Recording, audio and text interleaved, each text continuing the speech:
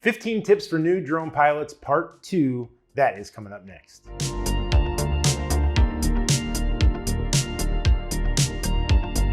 Hey everybody, David here from Aerial Influence. Thank you so much for stopping by.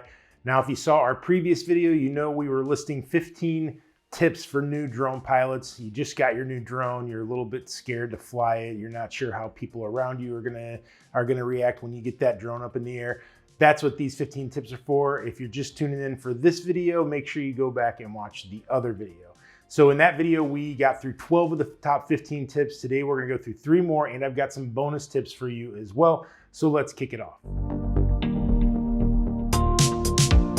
First up is get a starter drone. So something like the DJI Mini here. I'm gonna show this, I'll put this right up there to you. It's a little bitty drone, very small, under 250 grams, but it actually has a lot of power to it. And the fact is this little drone flies exactly the same as like a Matrice 300, a big giant like work drone.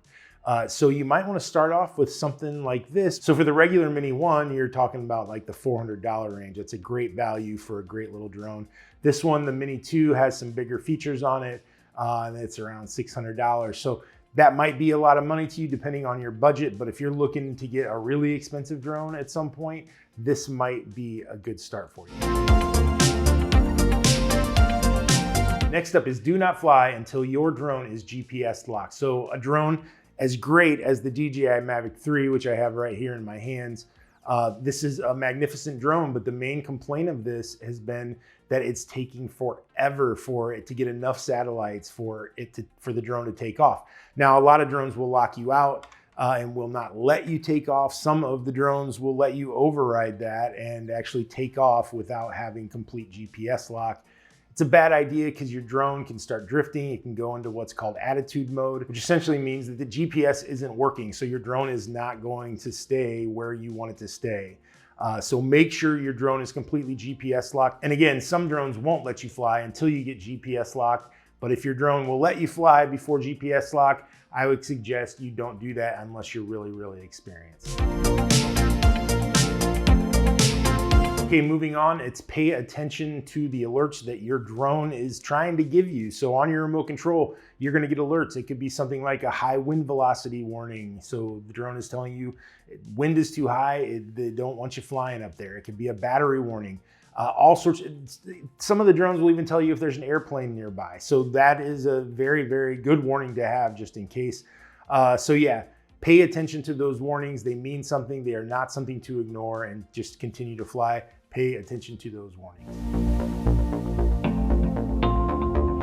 So that fills out the top 15 for new drone pilots, but I decided to give you some bonus tips, and here they are. Make sure you check your props and lock your arms. I was victim to a locking the arms of a big drone last year where I thought I had locked it all the way. I hadn't locked it all the way apparently, and it would cause some major problems. So make sure if your drone has arms that lock out on it, that they are completely locked properly. Also with propellers, these drones have specific propellers that go on specific arms. So like with the DJI FPV drone, if you put the wrong propellers on the wrong drone, the drone will actually like flip over and it'll sort of go nuts. So make sure that you're following the instructions. Most of the propellers are gonna have like a little red circle around the outside or a little black circle, something like that, that's gonna signify which arm that propeller is supposed to go on. So make sure you're paying attention to that. Next up is do your firmware updates. Make sure when you get that notification that your drone needs a firmware update, just do it. Get it out of the way. Make sure before you go out in the field and are using your drones that you turn it on before you leave, connected to Wi-Fi, all that kind of good stuff, so that you can do any updates that you need to do. Don't fly indoors. Pretty simple. Unless you're flying something like the DJI Mini 2, there are prop guards you can put on this, and there are prop guards you can put on a lot of these different drones, but you don't want to fly those indoors. This one is kind of perfect if you have to fly it indoors. You know, you're gonna have a lot of fun with the prop guards on. The prop guards do a great job of protecting this drone actually. So yeah, again, the Mini 2, you sort of can't go wrong in starting out, especially if you're wanting to fly indoors at all. this is a good way to start. Now, there are some other FPV drones that can be flown indoors, but we're talking about like actual DJI and Autel type drones.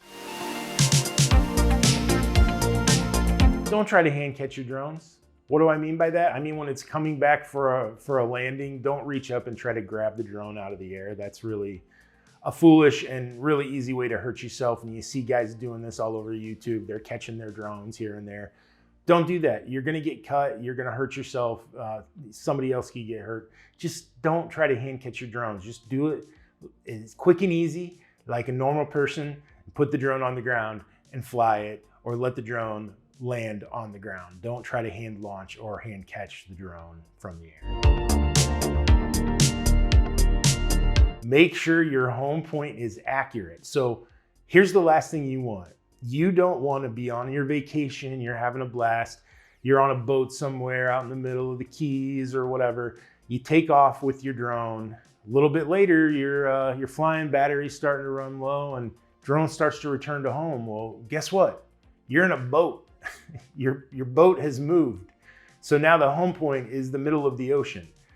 So make sure that you're setting your home point to the remote control, not to the point where the drone took off. Make sure somewhere in your settings, there's going to be a way to set that home point. Make sure you set it to the remote control if you're going to be out on the lake or be out in the ocean somewhere, because the drone will then potentially try to land in the ocean or in the water, and that's the last thing we want to see.